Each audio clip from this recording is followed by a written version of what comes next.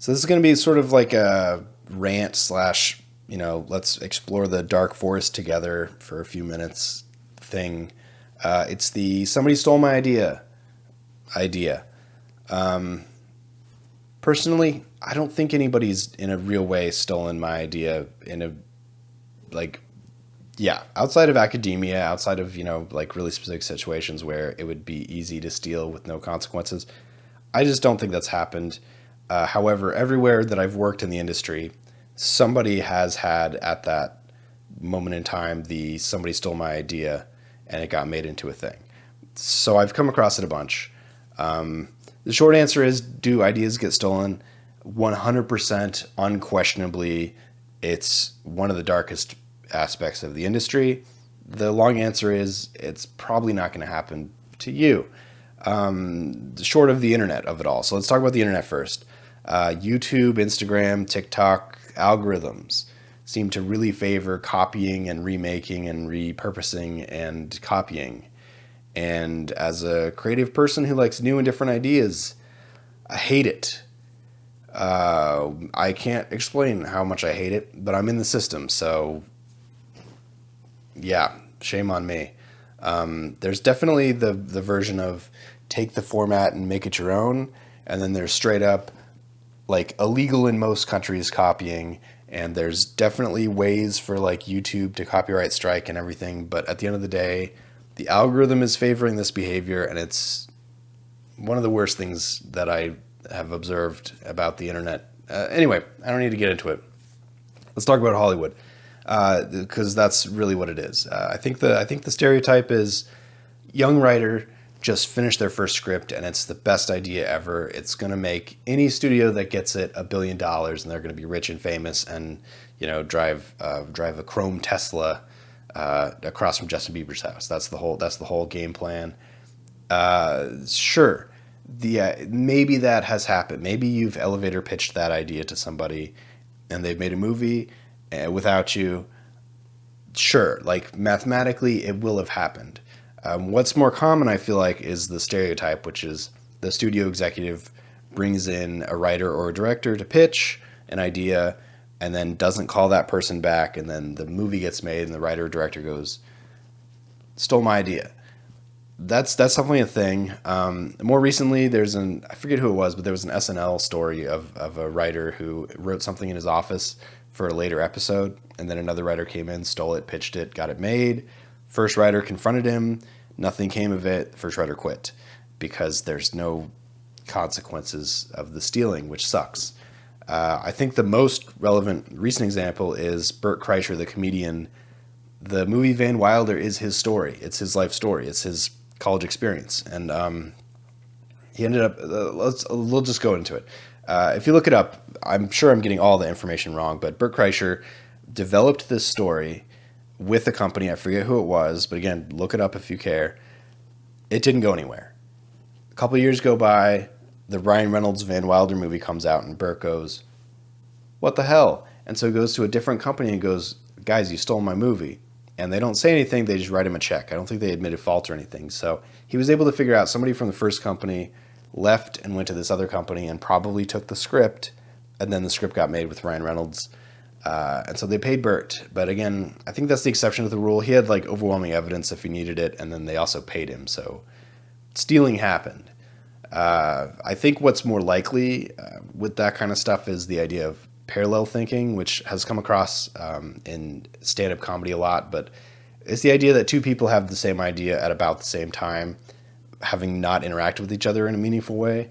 It happens to the writers the writers group that I'm working with all the time. I'd say probably every 6 months or every year, one of us has to throw away an idea or a script because Dan Harmon announces his new project, and it's basically that. Sucks, but it's also congratulations because you're in the zeitgeist, you're in the mix. Obviously, you're not going to be able to compete with Dan Harmon, so the next great idea you have, you've got to make sure it gets out ahead of Dan Harmon pitching the idea, because he's going to make it, you're not, but you're in the mix, and that's awesome. But it's parallel thinking. So again, I'm at these companies. Somebody at every company has the they stole my idea story. How much of that is parallel thinking? How much of that is actually stealing? And how much of that is just straight up self-delusion. I don't know. It's a case-by-case basis. I think I've noticed one of everything. But again, where's the evidence? So who really knows? For the sake of the argument, all of this was stolen from them. For the sake of the argument. Because it does happen. There's things you can do to mitigate that a little bit. Film festivals and writing competitions now, I feel like finally are recommending you register your script with the WGA, the Writers Guild, the people on strike right now. The idea being, I think it's like 20 or 30 bucks. I think it's $20 for 3 or 4 years. And the idea is they have your manuscript. And so if a studio takes your stuff and makes it, they will help you sue for your chunk of the change with their lawyers, with their influence. I used to WGA register all my stuff, and now I only do it when I'm told to because I've been using the copyright office. It's more expensive. It's like $50, but it's permanent.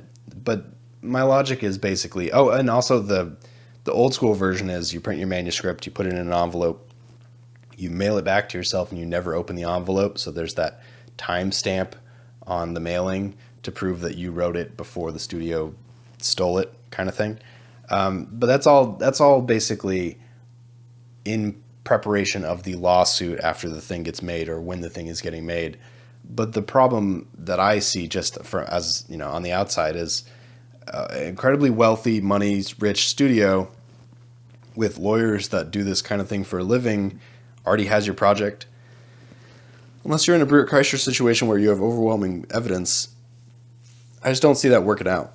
I just don't. So you just gotta, call it what it is, which I think is that's the tone of the bitterness that all these people that I've worked with, that's kind of their tone, which maybe that's an argument that they did get stolen from. Honestly, I'm not convinced, but again, I don't know and I will never know. So does stuff get stolen? Yes, all the time. Even if you don't count, the internet of it all, which encourages this kind of behavior, which absolutely just makes me bleed from both nostrils. Is it going to happen to you? Kind of unlikely. Unless, all these examples are people already in the industry that are sort of in a situation where they could see it happening to them. If it's going to happen to a regular person, maybe that'll happen. And again, the way the system works, it's not going to work out for you if it does happen to you. But I just don't see it happening. Never say never, but Hollywood buys scripts, not ideas. Studio heads have ideas and they try to assign writers to it. Regular people whose ideas don't have, studio backing behind them, it's not worthy of anything. So if you have the great idea, you need to just go ahead and write the script and make sure the script is undeniable.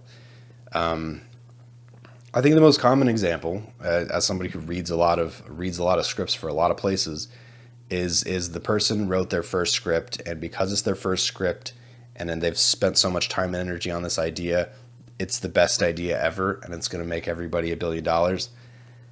It's not. The idea is probably not that good, and the writing is almost certainly not up to snuff, and so it's really only valuable to you because you've tricked yourself.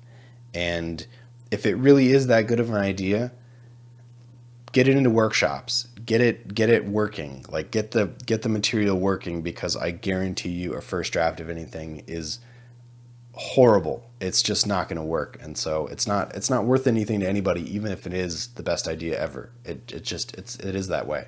So work on it. Stuff gets stolen? Yes, all the time. Is it going to happen to regular people? I just don't see that. I just don't see that happening. But, never say never. There's how many billions of people in the world. So yes, it's certainly happening. You got to put your stuff out there. That's as from the point of view of somebody who's trying to break in, from the point of view of somebody who's trying to get their material made, you have to show your script to people because that's the only way it's going to get made.